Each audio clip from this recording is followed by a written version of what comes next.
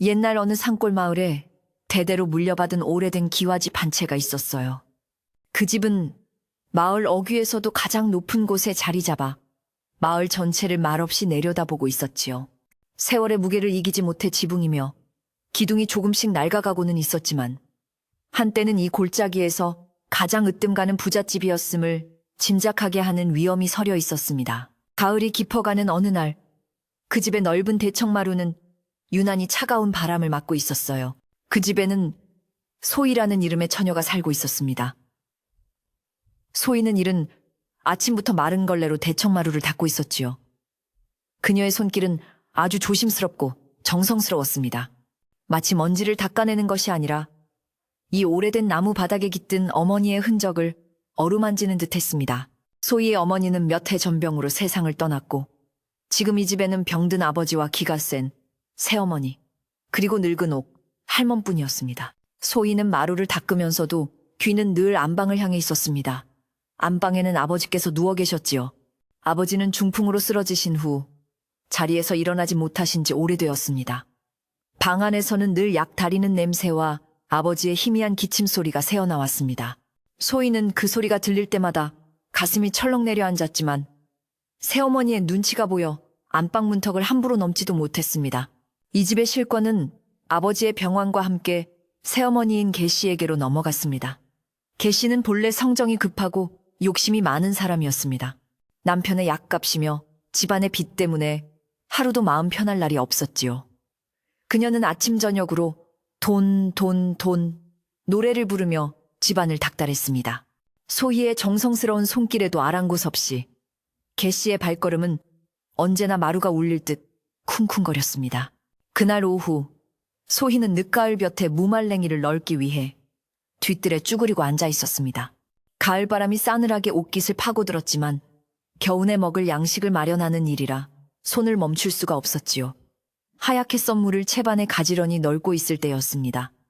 개씨가 매서운 표정으로 뒤뜰로 걸어 나왔습니다. 그녀의 손에는 웬 붉은 보자기가 들려 있었어요. 이러들랑 그만하고 이리 좀 와보거라. 개씨의 목소리는 평소보다 더 날카로웠습니다. 소희는 불안한 마음에 가슴이 두근거렸지만 묵묵히 손을 털고 일어나 개씨 앞으로 다가갔습니다. 개씨는 소희의 얼굴을 위아래로 훑어보더니 들고 있던 보자기를 마당 한가운데 툭 던졌습니다.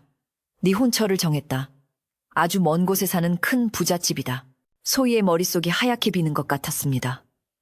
혼처라니요. 단 한 번도 들어본 적 없는 이야기였습니다. 어머니, 그게 무슨 말씀이세요? 소희가 떨리는 목소리로 물었습니다. 그녀의 손에 들려있던 채반이 힘없이 땅으로 떨어졌습니다. 하얀 무 조각들이 흙바닥 위로 어지럽게 흩어졌지요. 소희는 그것들을 주울 생각도 하지 못했습니다. 개씨는 흩어진 무말랭이를 발끝으로 툭 차며 소리를 질렀습니다. 무슨 말씀이냐니? 네 아비 약값이며 이 집을 보수할 돈이 하늘에서 떨어지느냐? 저 집에서 네 혼수 대신 우리 집 빚을 다 갚아주고 아비 약값도 평생 대주겠다 하였느니라. 네가 이 집을 살리는 길이다.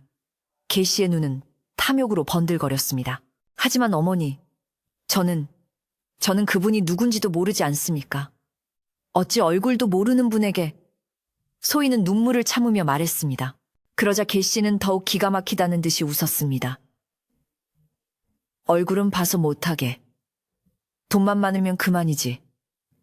너는 그저 시키는 대로 몸만 가면 된다. 그쪽에서도 사람을 급히 구하는 참이라 사흘 뒤에 바로 식을 올리기로 했다. 사흘 뒤라니요. 소희는 그 자리에 주저앉고 말았습니다.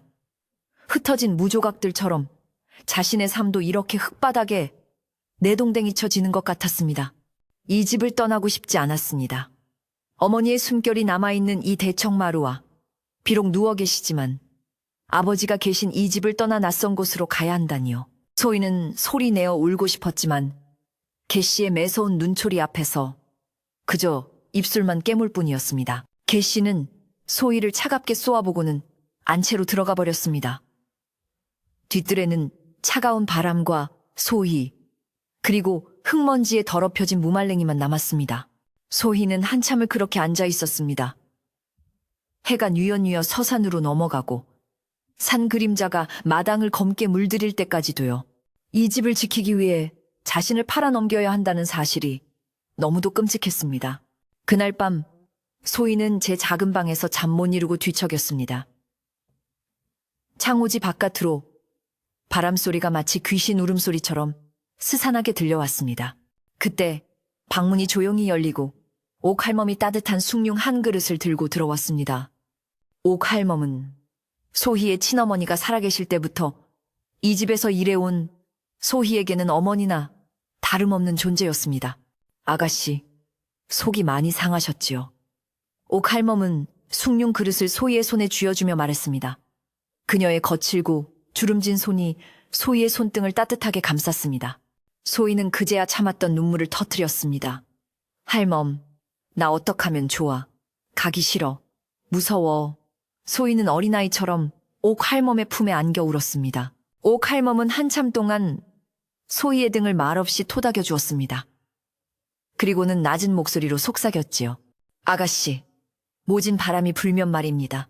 억센 나무는 부러져도 여린 푸른 땅에 엎드려 살아남는 법입니다. 지금은 고개를 숙이셔야 할 때입니다. 소희가 고개를 들자 옥할멈은 촛불에 비친 깊은 눈으로 소희를 바라보며 말을 이었습니다. 하지만 말이어요, 아가씨. 고개를 숙이되 뿌리까지 뽑히지는 마십시오. 옥할멈의 목소리에는 단호한 힘이 실려 있었습니다. 사흘 뒤 그들이 오거든 눈을 똑바로 뜨고 잘 살피십시오. 낯선 사람일수록 더 자세히 보아야 합니다.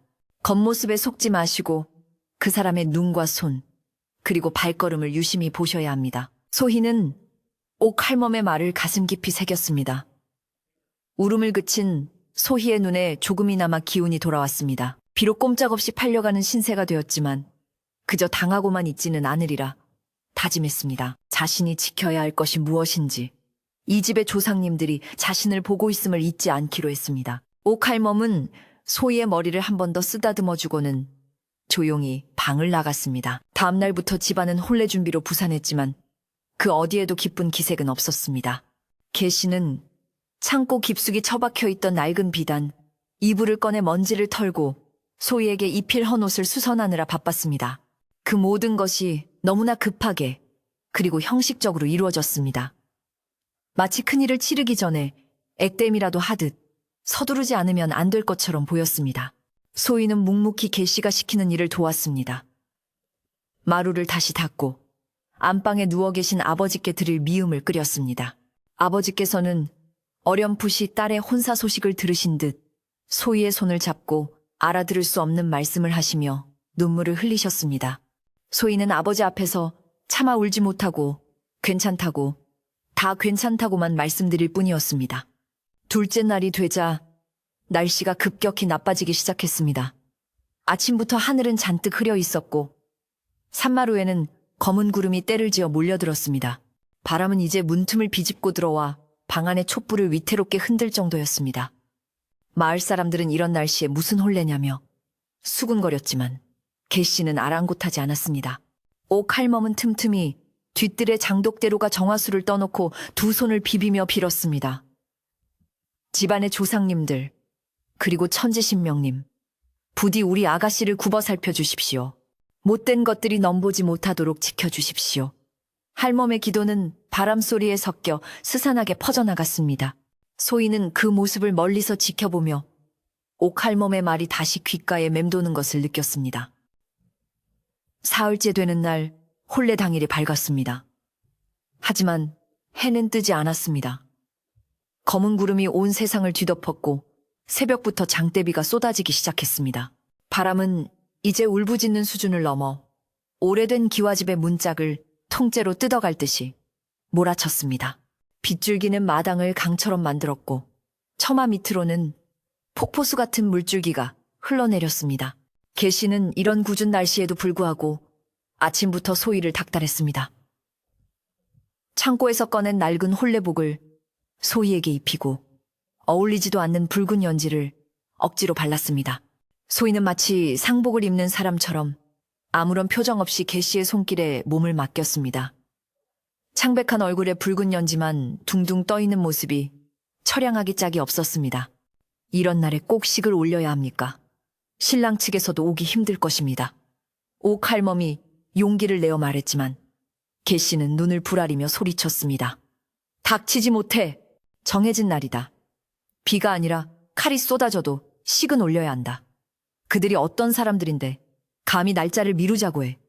개 씨는 알 수 없는 초조함에 떨고 있었습니다. 마을 사람들은 이런 폭풍우 속에 혼례를 강행하는 것을 보고 모두 혀를 찼습니다. 몇몇이 걱정되어 집을 찾아왔지만 사나운 날씨와 개 씨의 성화에 못 이겨 대문관에서 발길을 돌려야 했습니다.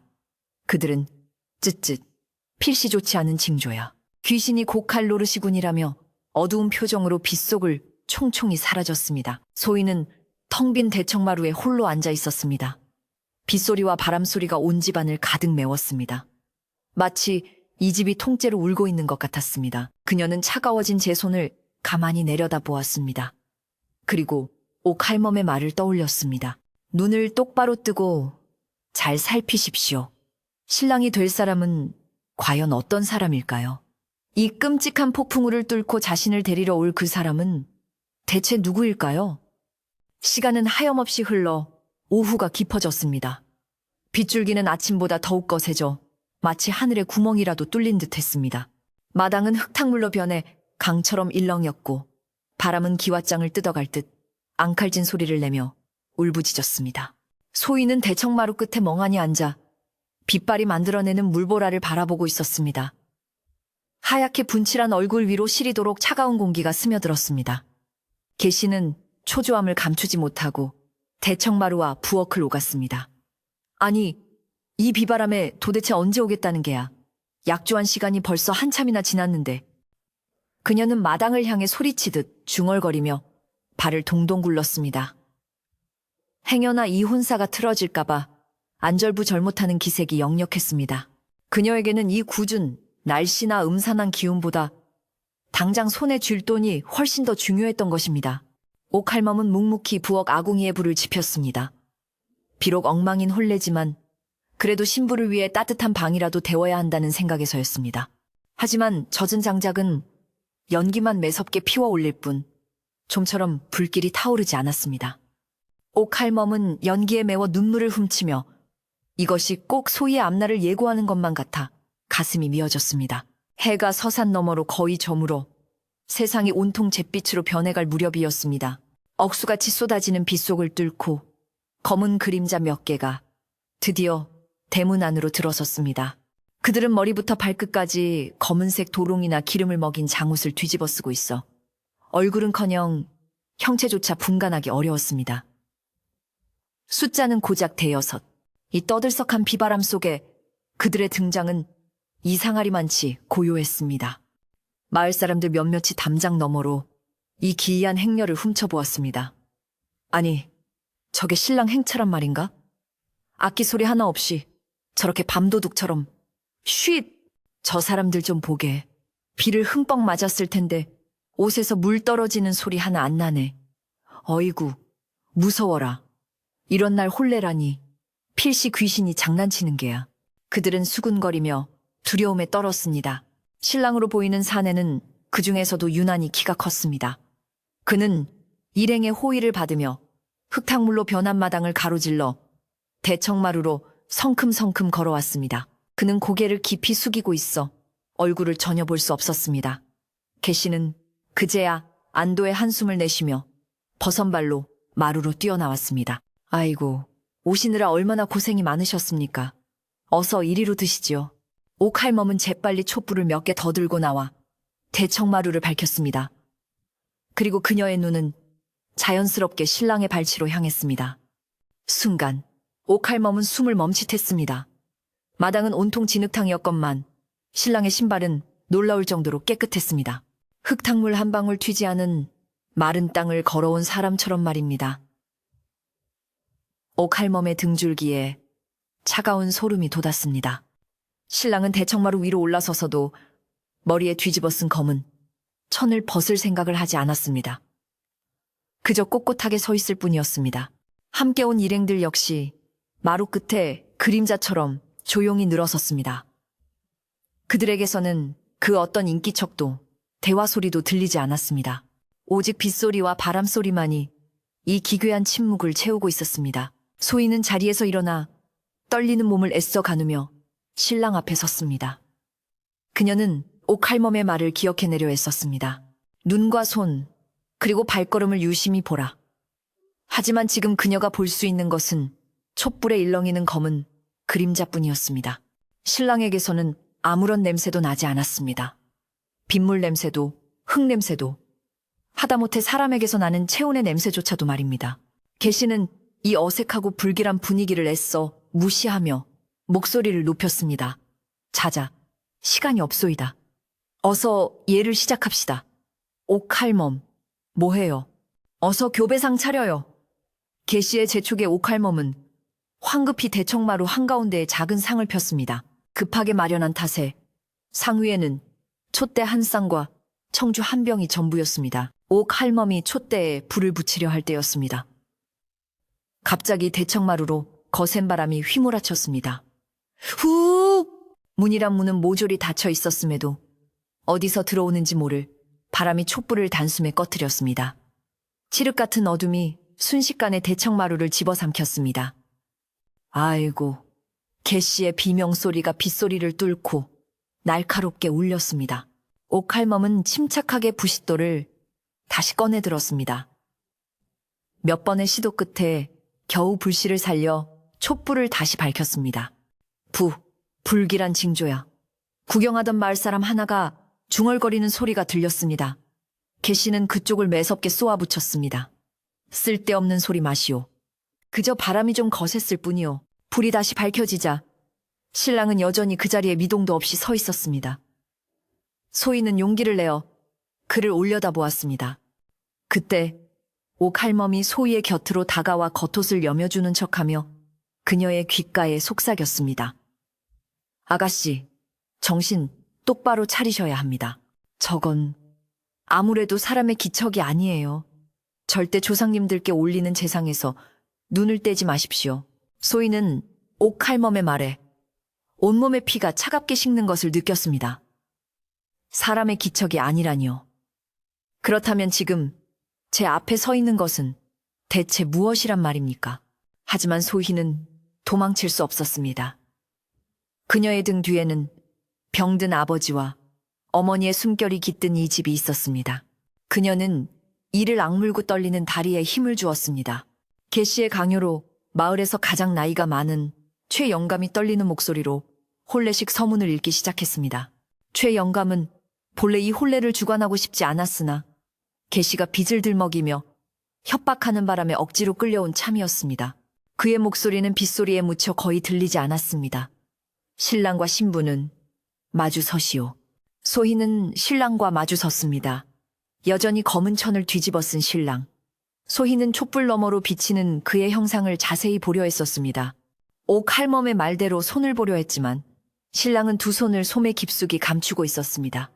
그는 정말 이상할 정도로 고요했습니다. 숨소리조차 들리지 않았습니다. 마치 텅 빈 검은 옷이 서 있는 듯 했습니다. 옥할멈은 차가운 기운이 신랑에게서 흘러나오는 것을 느꼈습니다.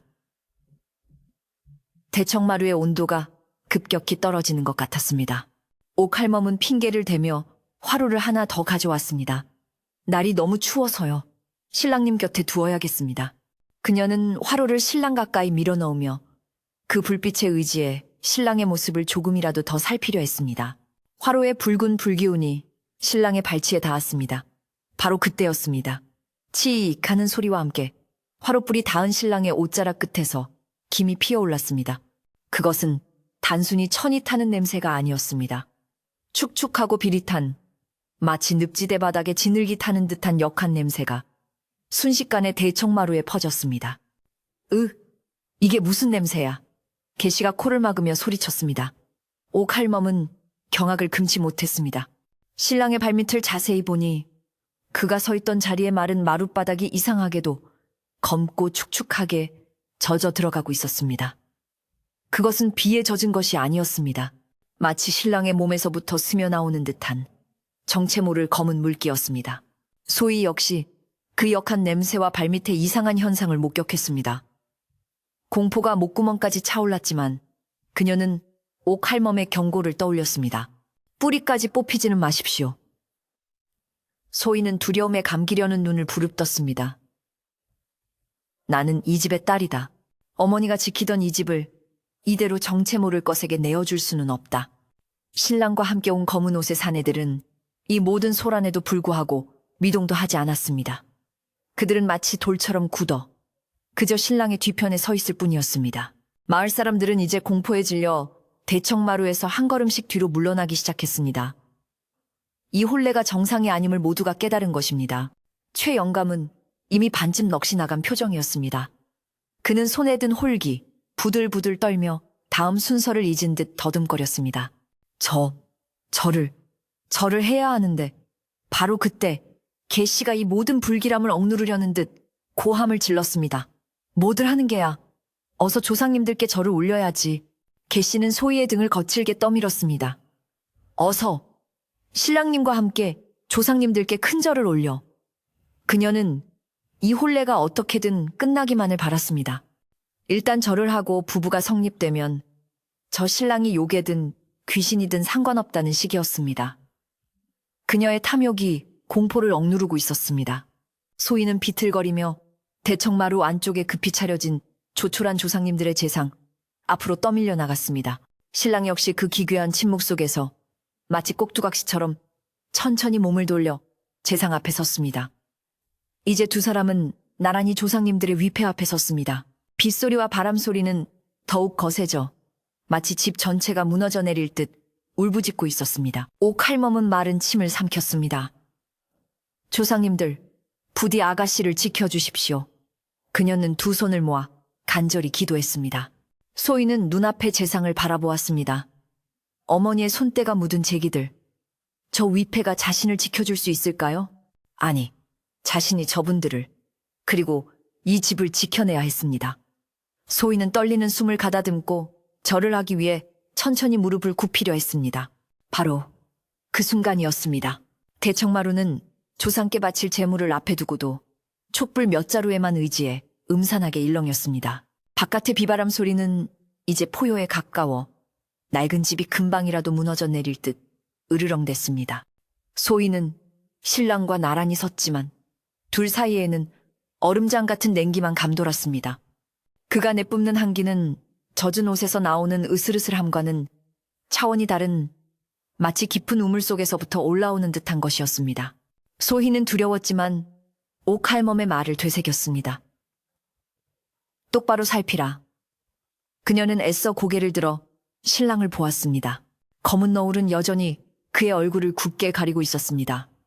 그는 사람이 아닌 그저 검은 옷을 걸친 허수아비처럼 미동도 없이 서 있었습니다.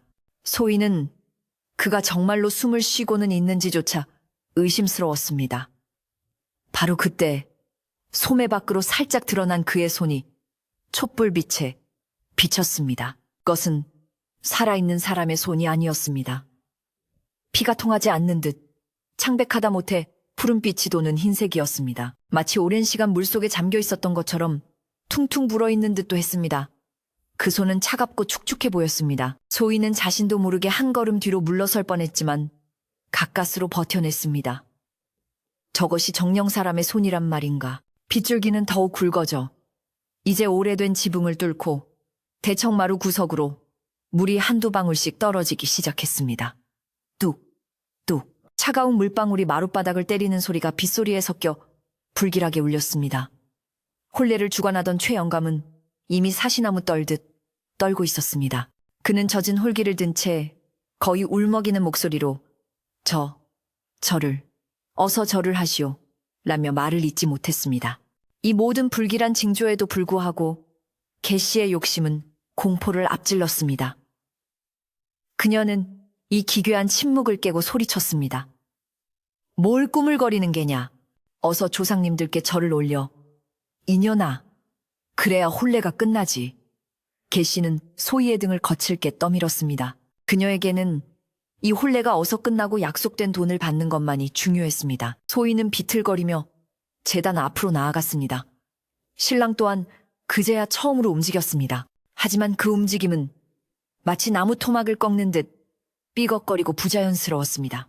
그는 천천히 몸을 돌려 제단 앞에 섰고 그가 움직일 때마다 아까 맡았던 비릿하고 역한 냄새가 다시 진동했습니다. 소희는 숨을 참고 이 끔찍한 순간이 끝나기만을 바라며 무릎을 머이반 집툭.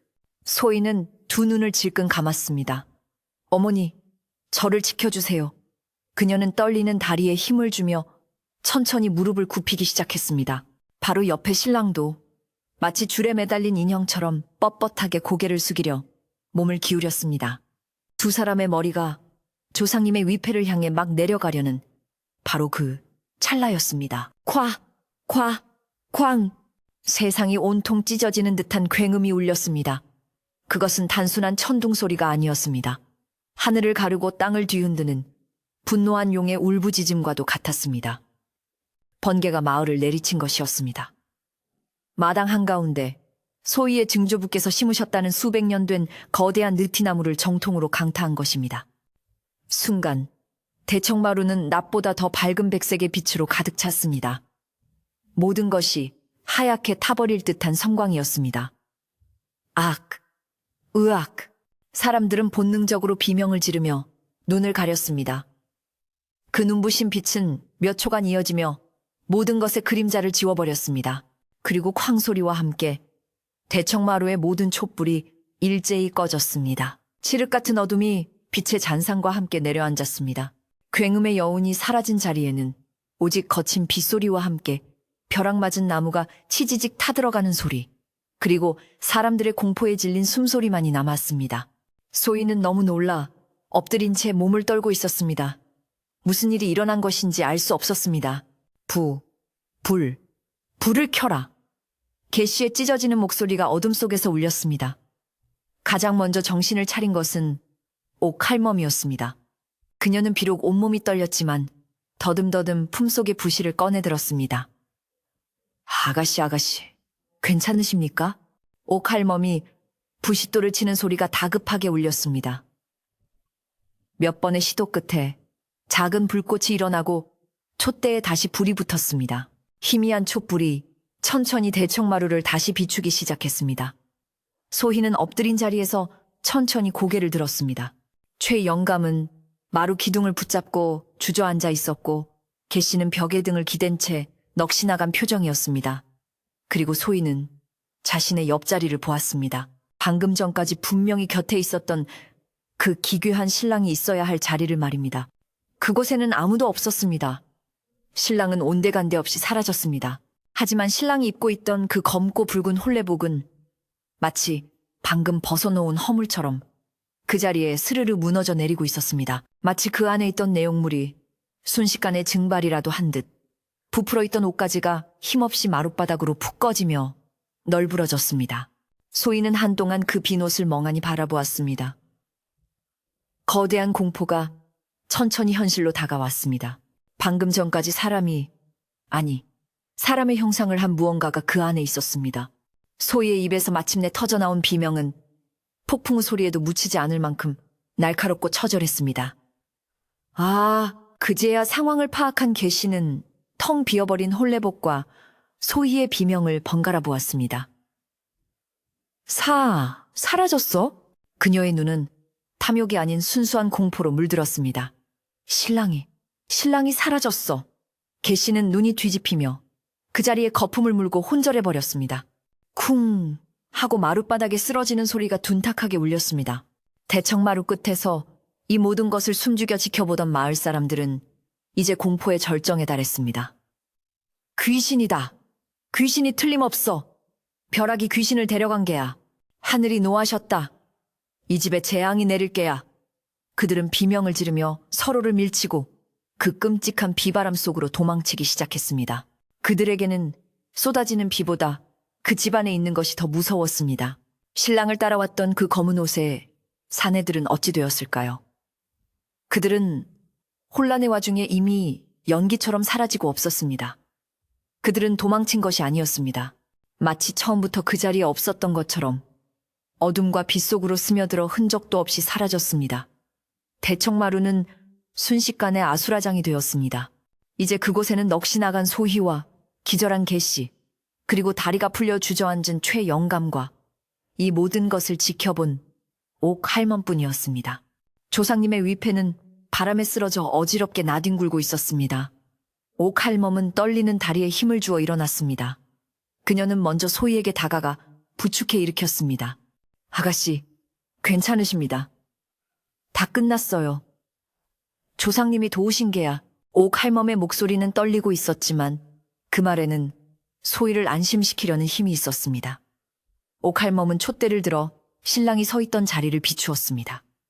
그곳에는 널브러진 홀레복 더미가 있었습니다. 하지만 옥 할멈의 눈길을 사로잡은 것은 옷이 아니었습니다. 옷 더미가 있던 바로 그 마룻바닥이었습니다. 마룻바닥은 젖어 있었습니다. 빗물이 샌 것이 아니었습니다.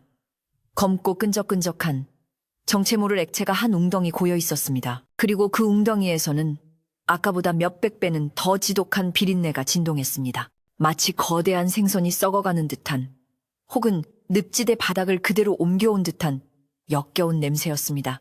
옥 할멈은 두려웠지만 이 일의 정체를 밝혀야 한다고 생각했습니다. 그녀는 부엌에서 부직갱이 하나를 가져와 조심스럽게 널브러진 홀레복을 헤집었습니다. 비단 옷자락이 검은 액체에 젖어 축축하게 늘어붙었습니다. 그리고 그 옷을 걷어내자 웅덩이 한가운데서 무언가 촛불에 반사되어 번쩍였습니다. 그것은 금붙이나 은붙이가 아니었습니다. 옥 할멈은 촛불을 더 가까이 가져갔습니다. 그제야 그것의 정체가 드러났습니다. 그것은 사람의 엄지손톱보다 더 큰 검고 반질반질한 비늘 한 조각이었습니다. 끈적한 검은 물에 반쯤 잠긴 그것은 촛불 아래서 불길한 무지갯빛을 뿜어내고 있었습니다. 옥 할멈은 숨을 들이마셨습니다. 그녀의 가장 끔찍한 예상이 현실이 된 것입니다. 옥 할멈은 촛불을 든 채 그 검고 거대한 비늘을 내려다보았습니다. 손이 사시나무 떨듯 떨렸지만 그녀의 눈빛만은 형형하게 빛나고 있었습니다. 공포에 질려 숨도 제대로 쉬지 못하는 소희와는 달리 옥 할멈의 머릿속은 빠르게 돌아갔습니다. 그녀는 이 집에서 평생을 보냈고 늙은이들에게서 들어온 옛 이야기들이 무엇을 의미하는지 알고 있었습니다. 이것은 사람의 짓이 아니었습니다. 그녀는 부직갱이를 든 손에 힘을 주며 곁에 쓰러져 있는 개씨를 차갑게 내려다보았습니다. 마님, 일어나시지요. 목소리는 낮았지만 얼음장처럼 차가웠습니다. 개씨는 여전히 눈을 뒤집은 채 기절해 있었습니다. 옥 할멈은 촛대를 소희에게 잠시 맡기고 대청마루 끝에 빗물이 고인 웅덩이로 걸어갔습니다. 그녀는 두 손으로 차가운 빗물을 한껏 움켜쥐어 개씨의 얼굴에 거칠게 끼얹었습니다. 일어나시라니까요. 푸핫!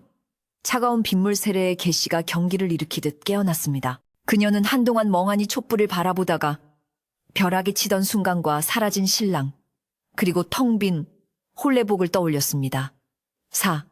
사라졌어. 내 돈, 내 황금. 그녀는 공포가 아닌 약속된 부가 사라졌다는 절망감에 헛소리를 중얼거렸습니다. 그녀는 넋이 나간 사람처럼 텅 빈 홀레복을 향해 기어가려 했습니다. 바로 그때 옥 할멈이 개씨의 앞을 가로막았습니다. 그리고 손에 쥐고 있던 그 검고 축축한 비늘을 개씨의 눈앞에 거칠게 내던졌습니다. 툭 하는 소리와 함께 비늘이 끈적한 검은 물웅덩이에 떨어졌습니다. 이것이 마님이 말하는 황금입니까? 옥 할멈의 목소리는 분노로 떨렸습니다. 이것이 마님이 우리 아가씨와 맞바꾸려 한 부잣집 신랑의 정체냐 이 말입니다. 개씨는 마룻바닥에 떨어진 거대한 비늘을 보고서야 상황의 심각성을 깨달았습니다. 그녀의 얼굴이 하얗게 질리다 못해 푸르게 변했습니다. 아니야. 그럴 리가. 그녀는 뒷걸음질 치려 했지만 옥 할멈의 매서운 눈초리에 꼼짝달싹할 수 없었습니다. 대체 누구에게 우리 아가씨를 팔아넘기려 한 것입니까? 어서 바른 대로 고하지 못해요. 옥 할멈의 고함 소리는 빗소리를 뚫고 안방까지 전해졌습니다. 소희는 그저 두 손으로 입을 막은 채 이 끔찍한 진실 앞에서 부들부들 떨고만 있었습니다. 개씨는 이제 공포와 절망에 뒤엉켜 이성을 잃은 듯 했습니다. 그녀는 마룻바닥에 주저앉아 머리를 쥐어뜯으며 울부짖기 시작했습니다. 나는 몰랐어. 그저 빛 때문에. 개씨의 자백이 쏟아져 나오기 시작했습니다. 그녀는 부잣집 양반가의 중매를 선 것이 아니었습니다. 빚쟁이들에게 쫓겨 막다른 골목에 몰렸을 때 항구 근처의 외딴 남자에 사는 묘한 용하다는 무당을 찾아갔던 것입니다. 그 무당은 개 씨의 다급한 사정을 듣고는 돈벼락을 맞게 해줄 방법이 하나 있다고 했습니다. 그 무당이 말하길 개 씨는 횡설수설하며 말을 이었습니다.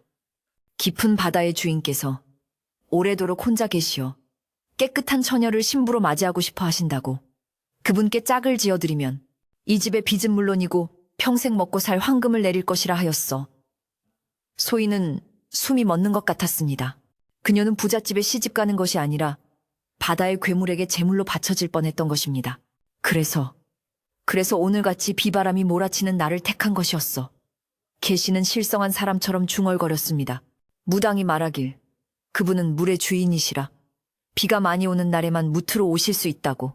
하지만 벼락은 하늘의 불은 절대 안 된다고 했는데 개 씨는 벼락이 내리친 마당의 느티나무를 보며 공포에 질려 비명을 질렀습니다. 모든 것이 명확해졌습니다.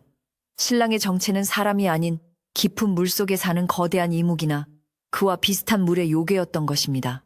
그가 깨끗한 신발을 신고 있었던 것도, 그에게서 비린내가 났던 것도, 화롯불에 옷이 타들어가며 김이 났던 것도, 그리고 벼락이 치자 텅 빈 허물만 남기고 사라진 것도 모두 설명이 되었습니다. 하늘의 노여움이 혹은 조상님의 보살핌이 그 괴물을 내쫓은 것입니다. 이 끔찍한 진실이 밝혀지는 순간이었습니다. 안방과 대청마루를 가르는 낡은 장지문이 덜컹 하고 거칠게 열렸습니다. 모두의 시선이 그곳으로 향했습니다. 그곳에는 몇 년간 자리에서 일어나지도 못하시던 소희의 아버지가 방 안의 모든 기력을 쥐어짜내 문지방까지 기어 나와 있었습니다. 그의 얼굴은 병색이 완연했지만 두 눈은 분노로 이글거리고 있었습니다. 소희의 아버지는 개 씨의 모든 자백을 들은 것이었습니다. 그는 말조차 제대로 나오지 않는 목으로 흐어 하는 짐승 같은 소리를 내뱉었습니다.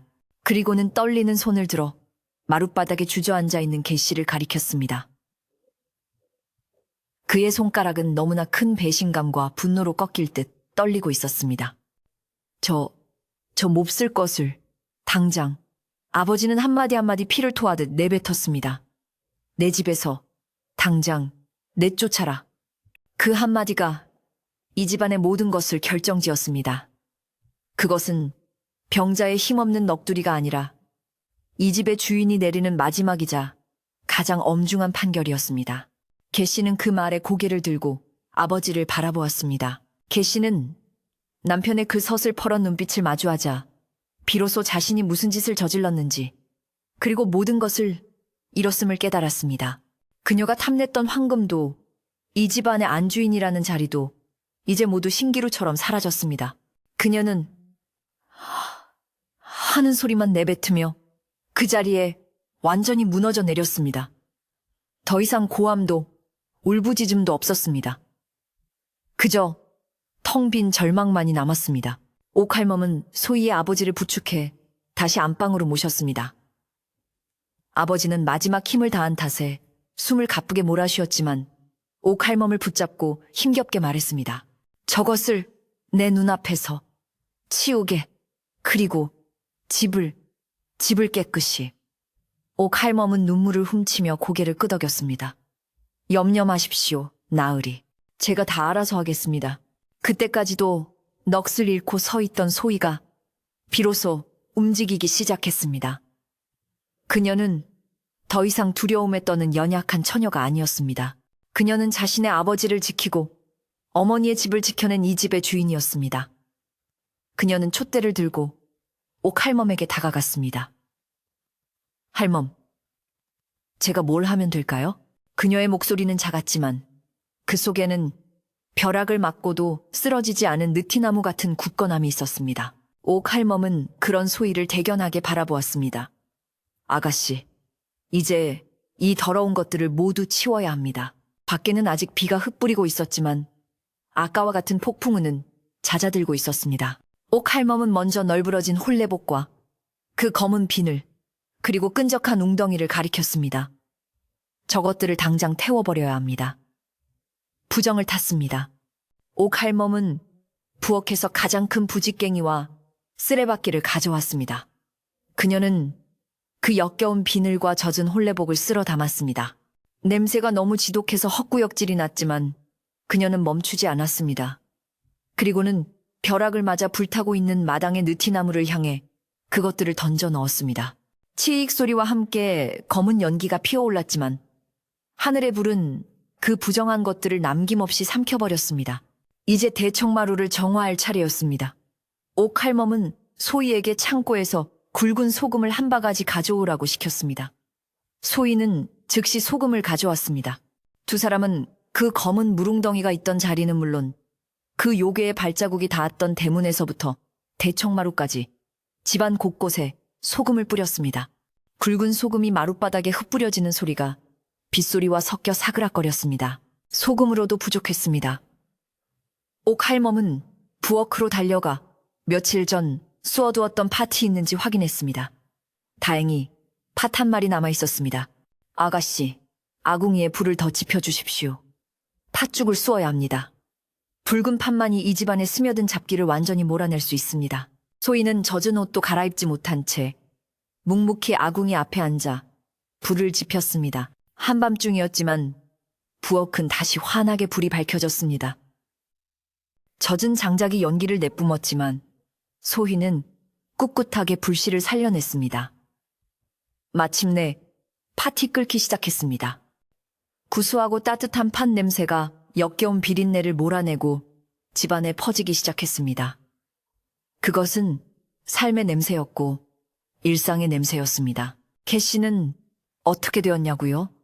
그녀는 텅 빈 대청마루에 비를 맞으며 홀로 버려졌습니다. 옥할멈도 소희도 그녀에게 눈길조차 주지 않았습니다. 그녀는 젖은 생쥐꼴로 덜덜 떨다가 새벽녘이 되어서야 몰래 자신의 방으로 기어들어갔습니다. 하지만 그녀의 방은 이미 없었습니다. 그녀는 이 집에서 더 이상 안주인이 아니었습니다.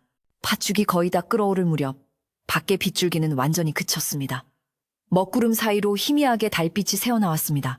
옥할멈은 팥죽이 완성되자 가장 먼저 한 그릇을 떠서 조상님의 제단이 있던 자리에 올렸습니다. 비록 위패는 쓰러졌지만 조상님들이 이 집을 지켰음을 알았기 때문입니다. 그리고 옥할멈과 소희는 그 팥죽을 집안의 모든 문모서리와 기둥, 그리고 대문간에 뿌렸습니다. 잡기는 물러가라. 부정한 것들은 모두 물러가라. 옥할멈의 목소리는 힘찼습니다. 붉은 팥죽이 뿌려질 때마다 이 낡은 집은 다시금 정화되는 듯 했습니다. 지독했던 비린내는 완전히 사라지고 구수한 팥 냄새만이 집안을 감쌌습니다. 길고 혼란스러웠던 밤이 지나고 마침내 동쪽 하늘이 희미하게 밝아오기 시작했습니다. 지독했던 폭풍우는 언제 그랬냐는 듯 완전히 멎어 있었습니다. 먹구름은 거치고 맑고 깨끗하게 씻겨나간 하늘이 서서히 푸른빛을 드러냈습니다. 벼락을 맞은 느티나무에서는 아직도 희미하게 연기가 피어올랐지만 그것은 이제 공포의 대상이 아니라 지난밤의 악몽을 증명하는 흉터처럼 보였습니다. 집안은 팥죽과 소금, 그리고 빗물이 뒤섞여 어수선했지만 그 모든 것을 감싸는 공기는 놀라울 정도로 맑고 상쾌했습니다. 소희와 옥할멈은 뜬 눈으로 밤을 새웠습니다. 두 사람은 부엌 아궁이 앞에 나란히 앉아 남은 팥죽을 데우며 새벽을 맞이했습니다. 끔찍한 일을 겪었음에도 불구하고 소희의 마음은 이상하게도 평온했습니다. 가장 큰 두려움이 지나갔기 때문일까요? 아니면 자신이 지켜야 할 것들을 분명히 깨달았기 때문일까요? 그녀는 더 이상 계시의 눈치를 보던 굼뜬 처녀가 아니었습니다. 날이 완전히 밝자 옥할멈은 빗자루를 들고 대청마루로 나섰습니다. 밤새 뿌려진 소금과 팥죽을 쓸어내기 위해서였습니다. 소희도 묵묵히 걸레를 들고 옥할멈을 따랐습니다. 두 사람은 말없이 마루를 쓸고 닦았습니다. 그 요괴가 남겼던 검고 끈적한 흔적은 이제 어디에도 없었습니다. 맑은 물로 닦아낸 대청마루는 비에 젖어 더욱 짙은 나무색을 띠며 고고한 빛을 발했습니다. 마치 이 집의 본래 기운을 되찾은 듯했습니다. 청소를 하던 중 닫혀있던 개씨의 방문이 조용히 열렸습니다. 개씨는 밤새 겪은 공포와 충격으로 완전히 다른 사람처럼 보였습니다. 퉁퉁 부은 눈, 헝클어진 머리, 흙탕물이 묻은 채 젖어있는 옷. 그녀는 더 이상 소리를 지르거나 발을 구르지 않았습니다. 그저 텅 빈 눈으로 마당을 쓸고 있는 옥할멈과 마루를 닦고 있는 소희를 멍하니 바라볼 뿐이었습니다. 옥할멈은 개씨에게 눈길 한 번 주지 않고 빗자루를 쥔 손에 힘을 주었습니다. 소희 역시 묵묵히 제 할 일을 계속했습니다. 개씨는 그 침묵 속에서 자신이 더 이상 이 집의 안주인이 아님을 깨달았습니다. 그녀는 쫓겨날 것이라는 두려움에 몸을 떨며 차마 대청마루로 올라오지 못하고 마당 끝에 초라하게 서 있었습니다. 그녀의 탐욕이 불러온 재앙은 결국 그녀 자신을 집어삼킨 셈이었습니다. 그때 안방에서 희미한 기침 소리가 들렸습니다. 소희는 즉시 걸레를 놓고 안방으로 달려갔습니다. 아버지, 일어나셨어요? 아버지는 눈을 뜨고 계셨습니다. 밤새 끔찍한 일을 겪으셨음에도 그의 눈빛은 어제보다 훨씬 또렷했습니다. 그는 힘겹게 손을 들어 소희의 손을 잡았습니다. 그 손은 따뜻했습니다. 아버지는 소희를, 자신의 딸을, 그리고 이제 이 집의 주인이 된 여인을 물끄러미 바라보았습니다. 아버지는 말을 하지는 못했지만 그의 눈빛은 모든 것을 말해주고 있었습니다. 애썼다, 내 딸아. 고맙다. 이 집을 지켜주어서. 소희는 아버지의 손을 잡고 눈물을 흘렸습니다. 그것은 서러움의 눈물이 아니라 안도와 감사의 눈물이었습니다. 아버지는 다시 힘겹게 고개를 돌려 문 밖을 가리켰습니다. 마당에 서 있는 개씨를 본 것입니다. 아버지의 눈에 다시금 옅은 분노가 스쳤습니다. 옥할멈이 어느새 따뜻한 미음을 들고 방으로 들어왔습니다. 나으리, 진정하십시오. 이제 다 괜찮습니다. 옥할멈은 아버지를 부축해 미음을 조금 떠넘겨드렸습니다. 그리고는 아버지의 뜻을 알아챘다는 듯 조용히 말했습니다. 저 사람은 나으리의 뜻대로 하겠습니다. 다만 지금은 나으리의 옥체를 돌보는 것이 먼저입니다. 아버지는 그제야 눈을 감고 희미하게 고개를 끄덕였습니다. 소희가 안방에서 나왔을 때 개씨는 여전히 그 자리에 있었습니다. 소희는 개씨에게 다가갔습니다. 개씨는 자신을 벌하러 오는 줄 알고 겁에 질려 주저앉았습니다. 하지만 소희는 개씨를 내려다보며 차분하게 말했습니다. 부엌으로 가세요. 옥할멈께서 하실 일을 주실 겁니다. 그 목소리에는 원망이나 분노가 아닌 그저 사실을 전달하는 담담함이 실려 있었습니다. 개씨는 자신의 귀를 의심했습니다. 쫓겨나는 것이 아니었습니다. 그녀는 비틀거리며 일어나 넋이 나간 사람처럼 부엌으로 향했습니다. 옥할멈은 부엌 아궁이 앞에 쌓인 젖은 장작더미를 가리켰습니다. 마님이었던 분, 저 장작을 다 패서 말리십시오. 오늘부터 그게 당신이 할 일입니다. 한때 안주인이었던 개씨는 이제 이 집에서 가장 고된 일을 맡게 되었습니다. 그것은 쫓아내는 것보다 더 무서운 벌이었습니다. 집안 정리가 대충 끝나갈 무렵 해가 중천에 떠올랐습니다. 밤새 무슨 일이 있었는지 궁금해하던 마을, 사람들이 하나둘 대문 밖을 서성였습니다. 그들은 차마 집 안으로 들어오지는 못하고 벼락 맞은 느티나무와 고요한 집안을 보며 수군거렸습니다. 어젯밤에 괴물이 나타났다던데 신랑이 비늘 달린 요괴였다지? 소희 아씨가 무사한가 몰라. 바로 그때 소희가 대문을 활짝 열고 나왔습니다. 밤새 입었던 낡은 홀레복은 벗어던지고 평소 입던 단정한 무명 치마 저고리 차림이었습니다. 그녀의 모습은 조금 지쳐 보였지만 눈빛은 당당하고 흔들림이 없었습니다. 그녀는 마을 사람들에게 가볍게 고개를 숙여 인사했습니다. 밤새 시끄러워 놀라셨지요. 이제 다 괜찮습니다. 마을 사람들은 소희의 그 침착하고 위험 있는 모습에 압도되었습니다. 그들은 더 이상 소희를 새어머니에게 구박받는 불쌍한 처녀로 보지 않았습니다. 그들은 자신들 대신 애군을 막아낸 집의 주인을 보고 있었습니다. 몇몇 나이 많은 안악들은 아이고 아씨, 고생 많으셨소. 조상님이 도우셨네. 라며 눈시울을 붉혔습니다. 두려움은 사라지고 그 자리에 경외심과 연민이 차올랐습니다. 소희는 다시 집으로 돌아왔습니다. 옥할멈과 소희는 늦은 아침을 먹기 위해 부엌 마루에 마주 앉았습니다. 거창한 상차림은 없었습니다. 밤새 끓인 팥죽 한 그릇과 가마솥 바닥에 눌어붙은 구수한 누룽지, 그리고 잘 익은 무김치가 전부였습니다. 하지만 두 사람에게는 이 세상 어떤 진수성찬보다 달고 맛있는 식사였습니다. 할멈, 고맙습니다. 저를 지켜주셔서. 소희가 먼저 말했습니다. 옥 할멈은 손을 저으며 웃었습니다.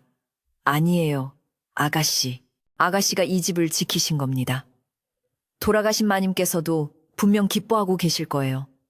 옥 할멈은 소희가 어릴 적 좋아했던 누룽지를 한 그릇 더 퍼주었습니다. 따뜻한 온기가 속을 채우자 비로소 긴장이 풀리고 평화가 찾아왔습니다. 식사를 마친 소희는 옥 할멈과 집안을 둘러보았습니다. 비바람에 지붕기와 몇 장이 날아갔고 울타리도 손볼 곳이 많았습니다. 아버지의 약재도 새로 구해와야 했습니다. 할 일은 태산 같았지만 소희는 두렵지 않았습니다. 그녀는 이제 자신이 무엇을 해야 하는지 분명히 알았습니다. 이 집은 그녀의 것이었고 그녀가 지켜야 할 가족이 있는 곳이었습니다. 그날 저녁 소희는 낮에 닦았던 대청마루에 다시 홀로 앉았습니다. 낮의 소라는 모두 사라지고 산골 마을에 고요한 밤이 찾아왔습니다. 하늘에는 별이 총총히 떠 있었고 맑은 달빛이 마당을 환히 비추었습니다. 마당의 느티나무는 벼락을 맞은 상처가 검게 패어 있었지만 그 가지는 여전히 하늘을 향해 꿋꿋하게 뻗어 있었습니다. 소희는 그 흉터를 가만히 바라보았습니다. 어쩌면 저 흉터가 그리고 지난밤의 끔찍한 일이 자신과 이 집을 더 단단하게 만들어 주었는지도 모른다고 생각했습니다. 상처는 아물 것이고 나무는 새 잎을 피워낼 것입니다. 이 집도 마찬가지일 것입니다. 소희는 차가운 마룻바닥의 감촉을 느끼며 깊은 숨을 내쉬었습니다. 그때 옥 할멈이 얇은 이불 한 채를 들고 나왔습니다. 아가씨, 밤바람이 찹니다. 감기 드시겠어요?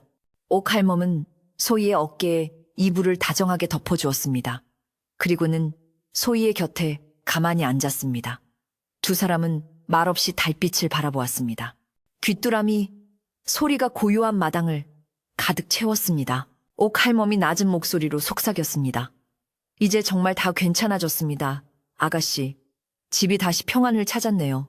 소희는 옥 할멈의 따뜻한 체온을 느끼며 고개를 끄덕였습니다. 네, 할멈. 정말 평온하네요. 소희는 어깨를 감싼 이불의 따뜻함을 느끼며 천천히 눈을 감았습니다. 귓가에는 잔잔한 귀뚜라미 소리만이 자장가처럼 들려왔습니다. 무서웠던 밤은 지나고 이제 길고 평화로운 밤이 시작되었습니다. 집도, 소희도, 그리고 이 이야기를 듣는 당신도 이제 편안히 잠들 시간입니다.